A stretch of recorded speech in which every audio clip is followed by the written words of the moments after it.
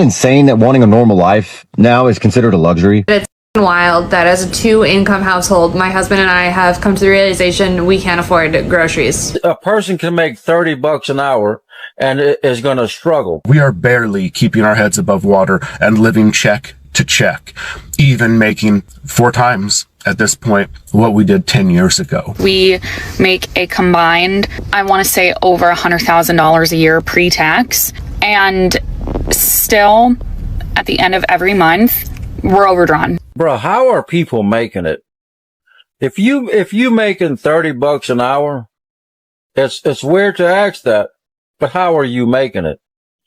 After you pay your rent, $1,500 a month, that's on the low side.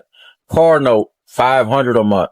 Phone bill, $100 a month. Insurance, gas, food, electricity, health insurance, all these day-to-day expenses. How are people making it? You do the math and you come back and tell me what the numbers look like for you. Cause a person can make $30 an hour and is going to struggle. I can only imagine making $15 an hour. You cannot live on that. No, you cannot convince me otherwise. You cannot live on 15 or $30 an hour, or you're going to stay broke. So what's the end game? Like, what happens when the economy goes completely belly up and everything is absolutely too expensive to just exist? Because right now, it's almost impossible to be able to afford an apartment, to afford car insurance, to afford gas. Like, $100 for your cell phone every month, $80 just for internet service. Like, what happens when we just can't afford to live? Because as a single income household, this shit is damn near impossible right now. Okay, serious question real quick. How are we supposed to afford life?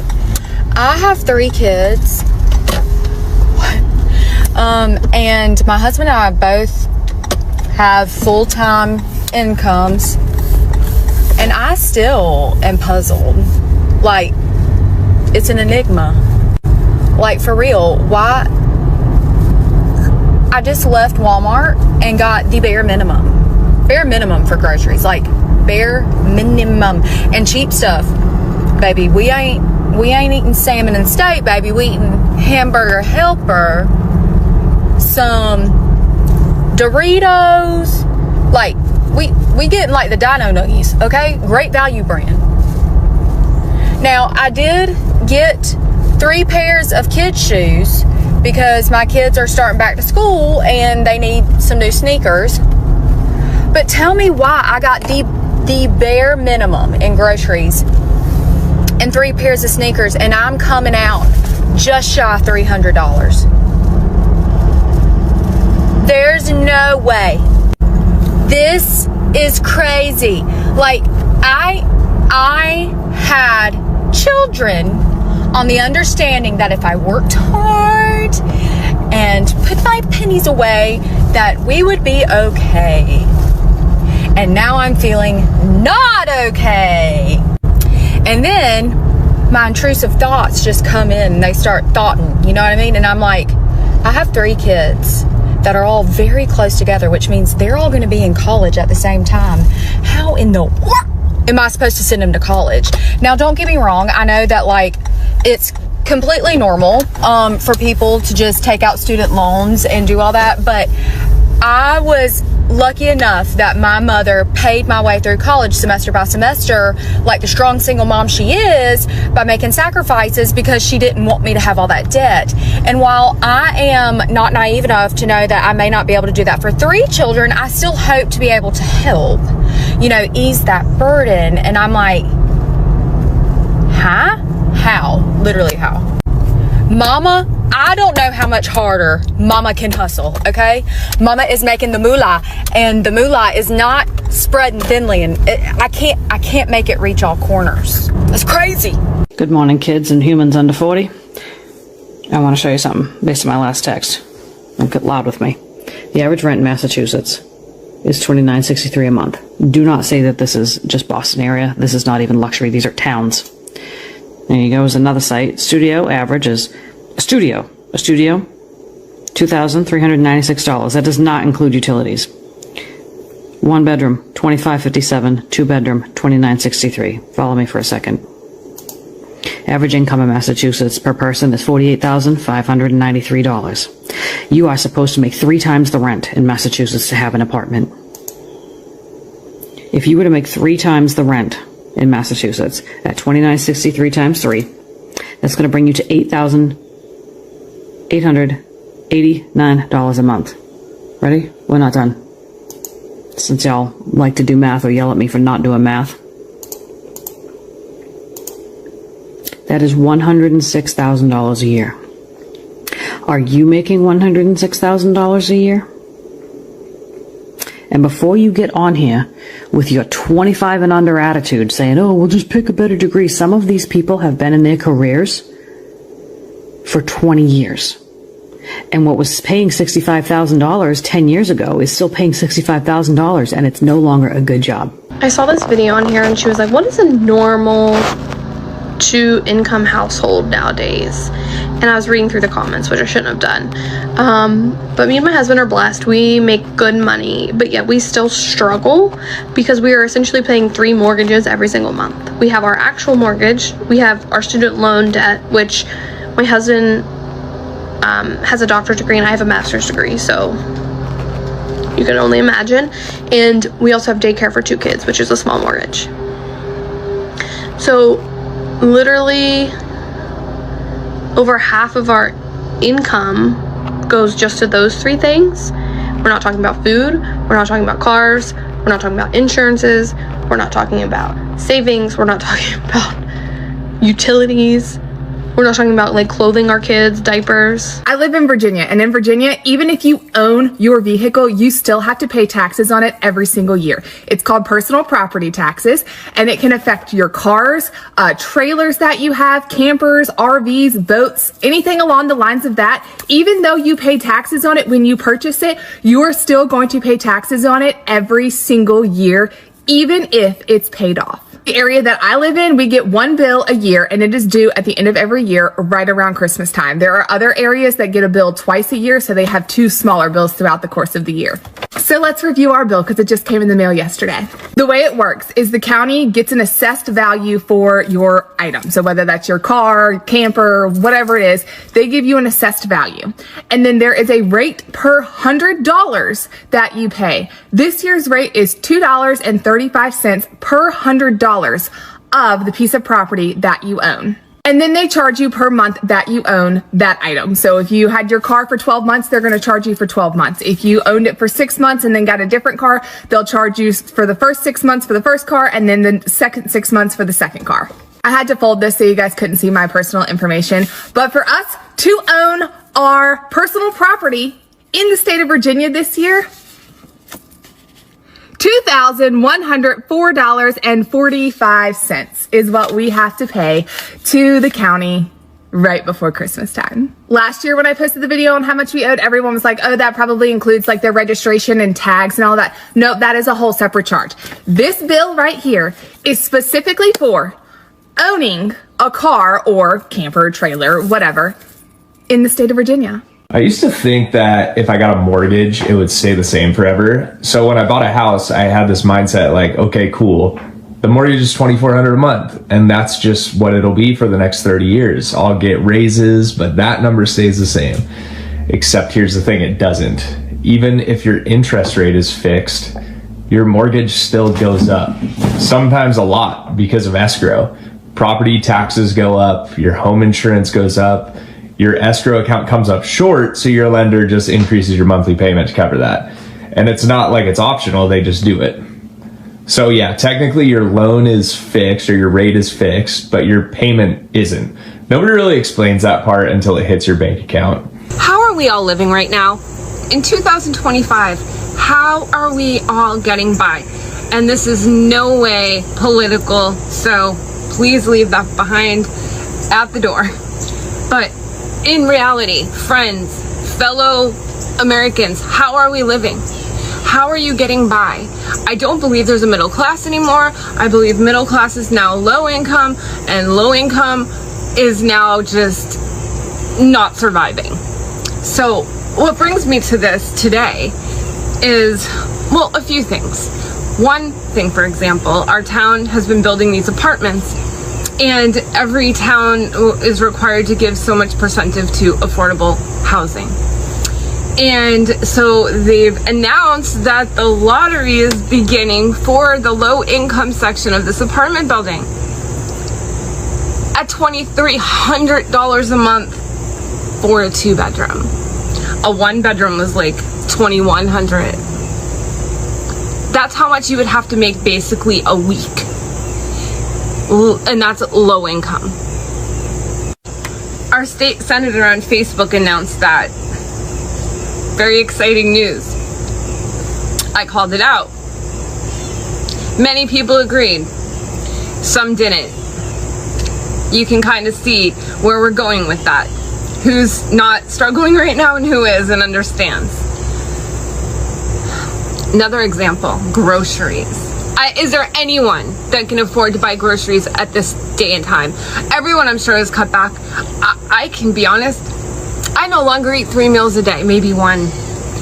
I mean, I do have an eating issue anyway, but so it's easy for me to do that. But what about the people that don't? Like, you can't afford to eat anymore. I remember when things were normal, I have a Market Basket as our local grocery store, and I could get a full week's worth of groceries for $100 or less. Eggs were 99 cents. It was just the affordable grocery store. It is still the most affordable grocery store, but that $100 is now $300. My son buys the same groceries every week when he was by himself, before he had his son. And it used to be between 40 and 50 bucks. He was a single guy. But then it went to 100 bucks for the same exact grocery list, like the same exact things. It's just not sustainable for anybody. And then if God forbid, like that, what has just happened to us, you run into any kind of crisis, because we have very recently, we're in it right now. What do you do? What do you do? Because there's no money to put away anymore. There's no money.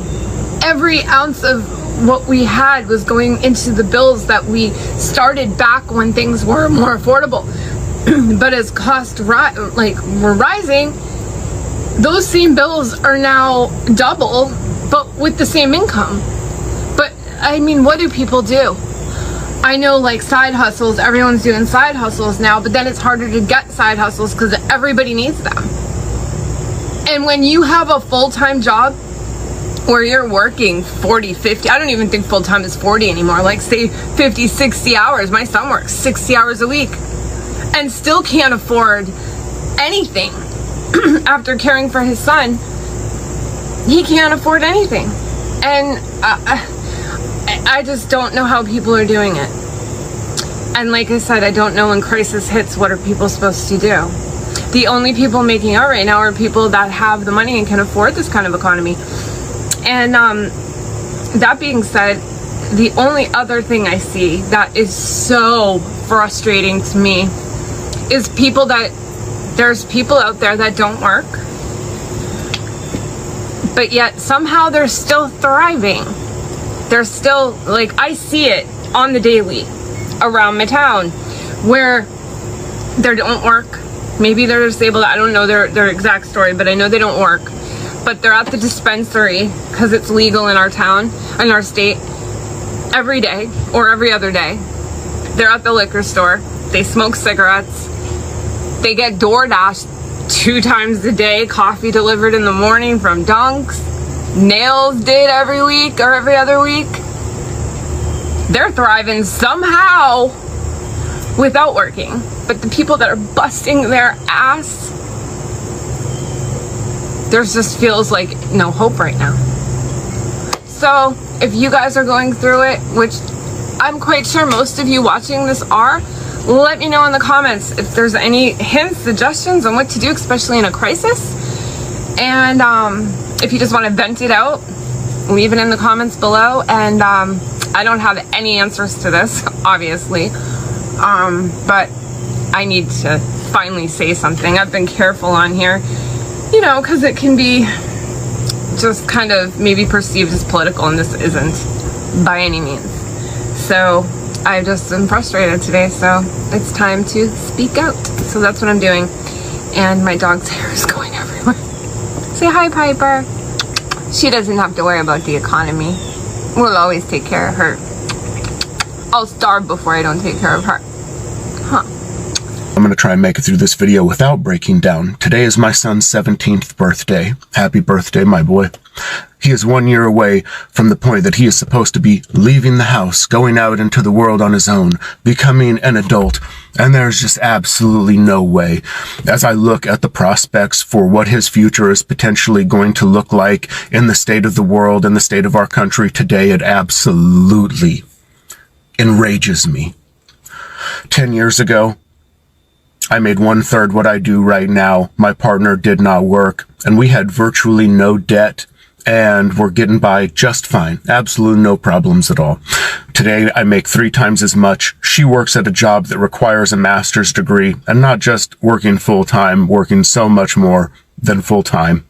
And we are barely getting by. Don't get me wrong, we are getting by, which is to say that we are doing better than a lot of other people who are absolutely not getting by right now, but we are barely keeping our heads above water and living check to check, even making 4 times at this point what we did 10 years ago.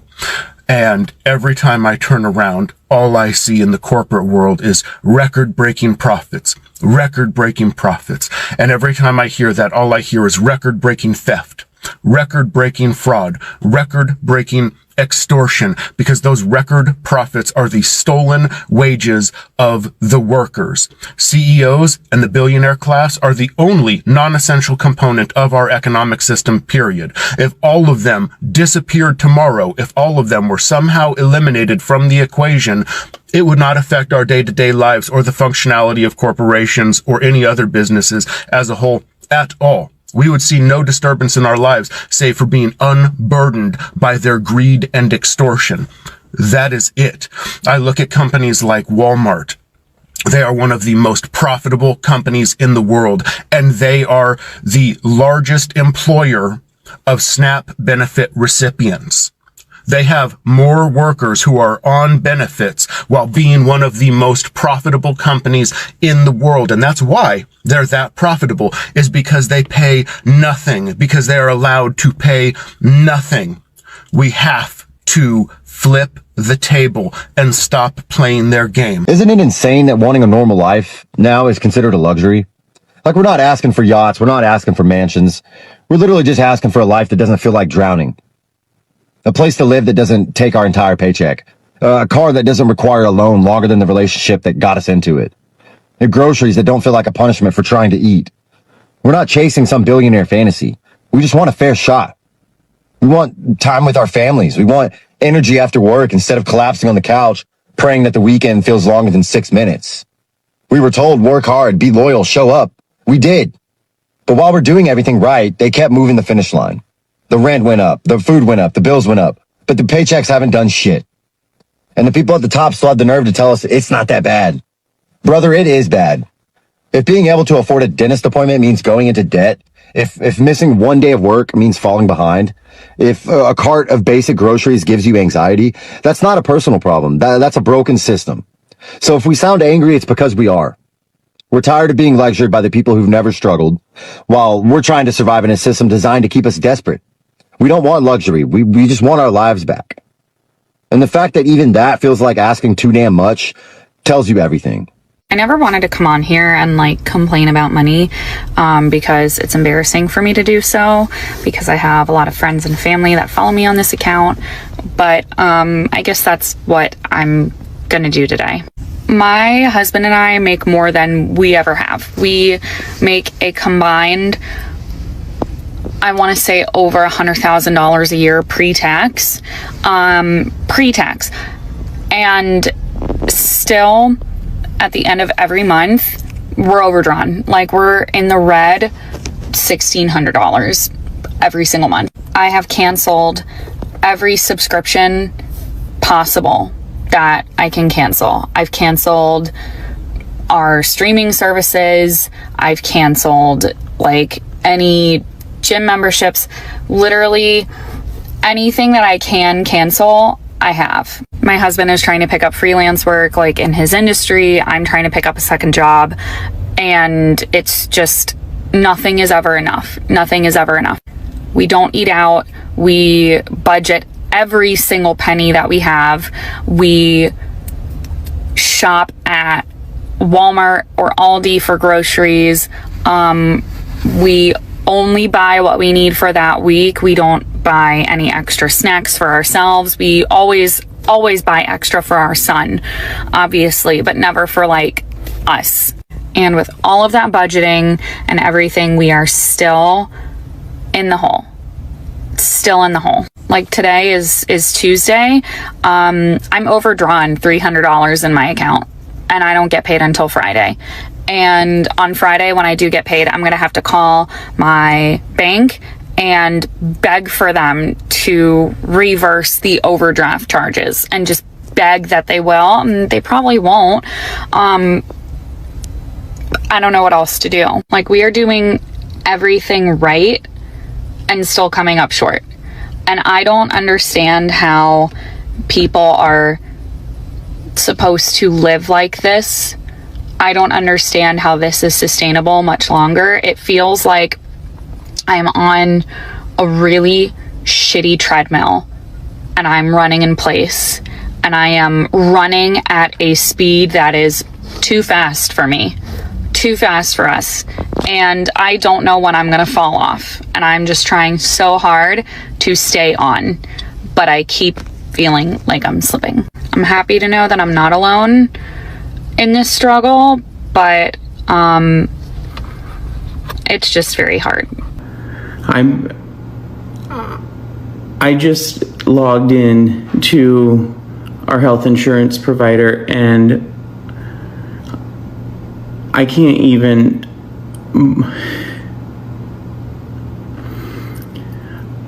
in July of 2025, our health insurance premium went from $59 a month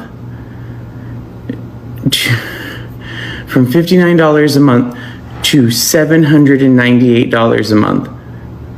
And since it is now open enrollment, I just logged in to our health insurance to see what, if we stay on the same plan, what our premium is going to be for 2026. $1,208.91 a month. Our family deductible has gone from $0 to $11,900. Our primary care copays have doubled. Our urgent care copay went from $10 to $60. Our generic prescription copay has doubled. And this is coming off of the fact that my husband just had to have a prescription filled that is supposed to be covered by insurance. And you want to know what the copay was on that after insurance?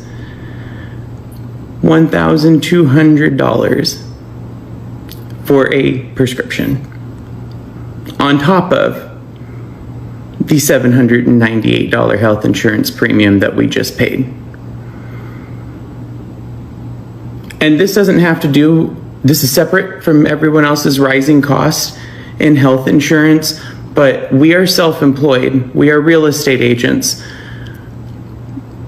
And this is just in addition to the next time somebody wants to devalue or question how much their real estate agent is getting paid and wants them to take a reduction in their commission, just remember that your real estate agent is going through the same things as you, paying this out of pocket if they even have health insurance, withholding their own taxes if they can even afford to do so.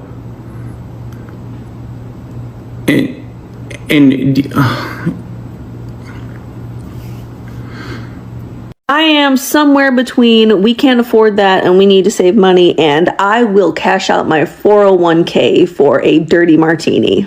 So I was just out on a walk right now, and check out these homes next to this path that I'm on. I was looking these homes up on Zillow, and you're looking at somewhere in the neighborhood of $615, $625, $650 in some cases for these really tiny houses. I mean, they're not very big. You can see the properties they're sitting on are tiny, and yet people want $650,000 for these homes at what, 6.25% interest rates? Like, no wonder nobody can afford anything. The health insurance industry is an absolute sham. I don't know how I'm paying $1,500 a month for health insurance, but every single person in my policy has a $6,000 copay, which means I've been going to the doctor all year. I thought my copays went towards our premiums and the amount that we had to pay to get coverage. However, it doesn't. My wife just had a serious event. She had to go to the hospital. She had to have life-saving surgery, and we got a bill in the mail from the hospital for over $3,000 for this procedure. And I'm thinking back, like, I'm paying $1,500 a month for this health insurance. I've personally paid thousands of dollars over the course of this year in copays for myself and stuff that I had to go to the doctors for. So I'm sitting here thinking, like, I'm gonna spend $1,500 a month for the next 12 months. What is that, like 18 grand? And then I have to spend $6,000 a person just to get them to cover things. So you're looking at, we have 5 people in our family. If all of us have to go to the hospital, that's $30,000 in copays that we have to pay on top of the $18,000 in monthly charges to actually get coverage. As a father of 3, I'm strongly considering canceling our health insurance policy, which feels very irresponsible and wrong, but I can't remember the last time I spent over $48,000 in a year in health costs between copays and health insurance and all of this stuff.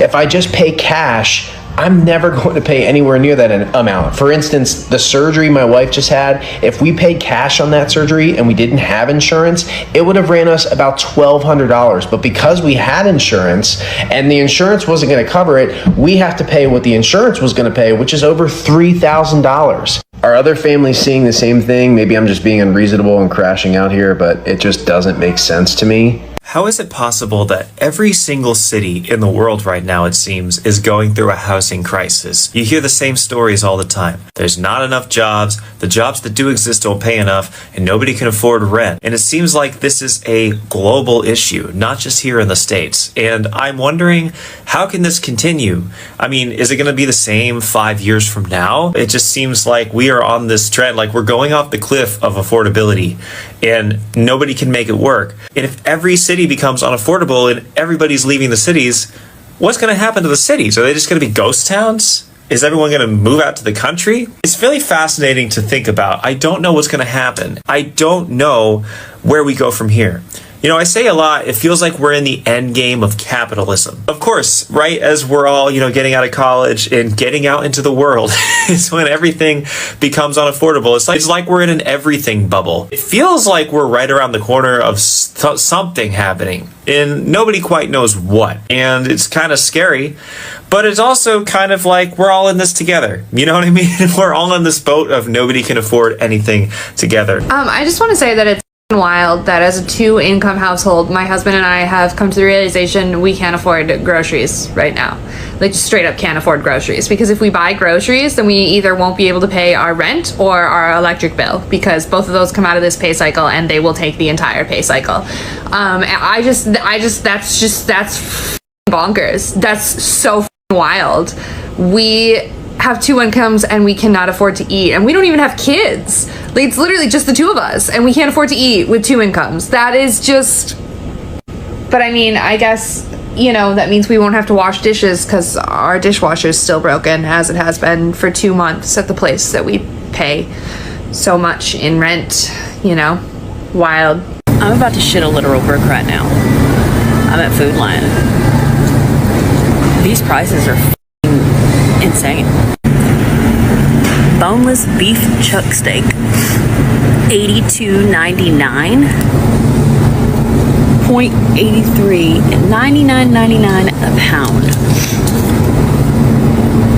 Look at this. Look at this. This is crazy. That's f***ing insane. Hey, I got a question. Is this for real? Like, me and my husband are arguing over it to see if that's a legit price or is it messed up?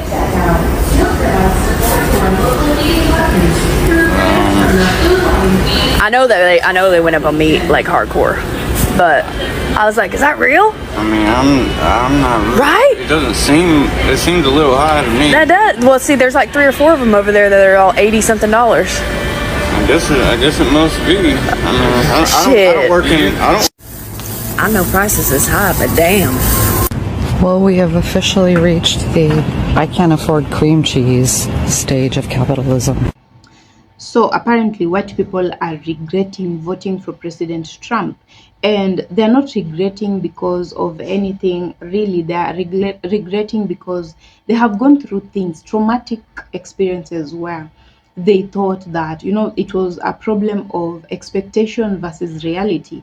Now they expected that Trump is going to favor them, to make their lives easy, to make their lives better. He promised them, during the campaigns, if you're keen, he promised white people a good life. They were going to be okay, their interests will be taken care of, everything of theirs would be okay, because we're talking about white privilege, we're talking about white supremacy. So they were sure that if they vote in their own, then they're going to be comfortable, everything of theirs is going to be taken care of. Now it happens that that was what they expected, and then now there's this that we have right now, which is the reality of things. President Trump does not care about white people. He does not care about black people. He does not care about anyone.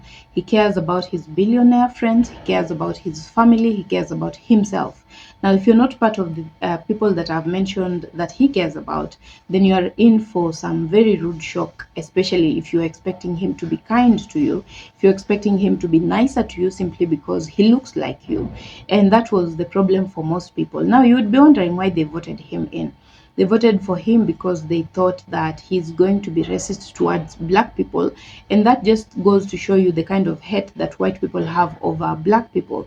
They do not care how that impacts black people. They do not care what this guy is capable of doing, and they know for a fact that the guy is racist. The guy does not like black people at all, and if any chance he gets to diminish and do ill by black people, then he's open to doing that. They knew all that, and they were open to vote for him because that is the kind of America that they want, and that just shows you that that is what they desire. It's usually hidden so much, but you will find a situation where things just come out in the open. Now, by them voting him in, they mean that they are okay with him oppressing black people, and by them being okay with that, it means they're also racist. Now, when you talk about racism and point out white people and what they have done to take part in racism, they always talk about, they are not racist. They like black people. They even have black friends.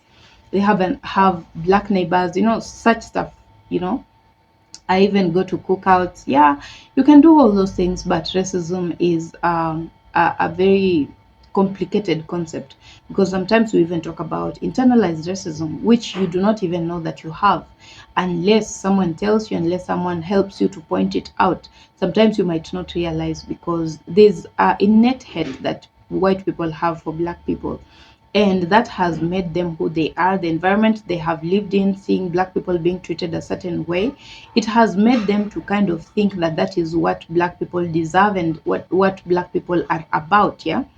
Now, for example, when you're talking about excellence, when you're talking about success, when you're talking about someone being exceptionally good at something, most of the times white people are not thinking that black people are capable of that. They're always thinking that, white people can do it. White people, they do not have a problem of being excellent. They do not have a problem of succeeding. They do not have a problem of being exceptionally well at a skill or at anything. But when you're talking about black people, there's always a bit of changed atmosphere, because people think that black people, success not their thing really, and brilliance, they have thoughts about that, but it's not this. It's not the same when you're talking about white people. For white people, it's automatic. They can afford to dream, they can afford to have those kind of ambitions. But for black people, when they are expressing their ambitions, especially young black people are always looking at them like, that's impossible, that's going to be very hard for you to achieve. But now that is what internalized racism is. You look at people and automatically judge them for who they are because of their skin, and you think that because someone looks the way that I look, they are not capable of success, which is wrong. And we have seen very many black people that have succeeded and been exceptionally well at the things they do. For example, Tyler Perry, Oprah Winfrey, Barack Obama, people like those, they have outdone many white people, and they have ashamed many racist white people and put them in their place. Now that is uncomfortable for white people.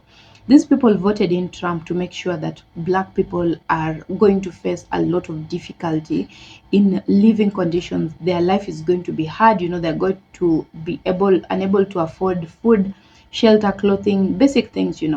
They knew that these people are going to be unable to afford good medical care, and that was okay for them. They were comfortable thinking that, and they did not care that black people are going to suffer because of voting in Trump.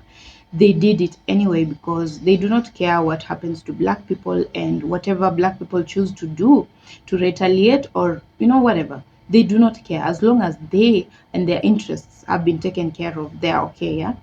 Now, guys, let me know what you think about this video, and let me know what you have experienced seeing white people now suffering and talking about it, trying to blame Trump. They're not blaming Trump because he has not done those things for them. They're actually blaming him for promising them to take care of them, and then now he's not exactly doing that. And they thought that this situation is going to be for black people only. They expected that black people would be the ones that are crying on social media, making videos, all manner of videos, talking about they're unable to do life, they're unable to afford anything at all, they're unable to get jobs, they're unable to afford their lives in general. Now, this is what is happening to everyone, and they're surprised that black people are not complaining, black people are not crying about it, simply because black people have been used to this kind of treatment for a very long time. They have been tortured for way too long. Now, for them to be surprised right now, that would be pretense. They have been going through that their whole lives. They don't know better. And when they asked you people to vote in for better change, then you refused. Then they knew that they are done. They started preparing for these kind of hard times, and they did that. That's why they are comfortable. They did saving, they did budgeting, they learned skills that will help them to cope in these situations, and that is exactly what they have been doing. And yeah, that's why some white people actually think that black people are comfortable. That's why they're not talking about it. Now, guys, let me know what you think about this video. Let me know what you have experienced as a white person, as a black person, and President Trump's presidency. How has that affected you economically? Your medical care, stuff like that. Let me know what you think about the presidency and what it has done for you and against you. Now, guys, if you're joining us for the first time, please consider subscribing to my channel. Be part of this amazing family. Join us every other time to interact in the comment section. Let's know what you think. Let's know the reasons that you think what you think, and that will be okay. So, and also don't feel like you are you're not prescribed to what you will say. You can say anything and absolutely anything. If you don't agree with what you're saying here, feel free. It's a free space. Say what you think. Now, guys, returning subscribers, thank you so much, guys, for the support, for the far that we have come. Thank you so much. I appreciate each and every one of you for that. I don't take it for granted. I know, guys, you did not have to do that, but you have done it. You have subscribed to my channel, liked my videos, shared them with friends and family, left comments left, right, and center. Given me a super thanks. You guys have been amazing. I cannot even count the number of the thumbs up that I have on my videos, guys. I don't take that for granted. I hope that you're keeping safe from wherever you're watching me from. I hope that everything is well where you are, and I pray that this day becomes a beautiful one for you, for your family, for your friends, and that you've been praying for will finally come to you. And I will see you on my next video, guys. Bye for now.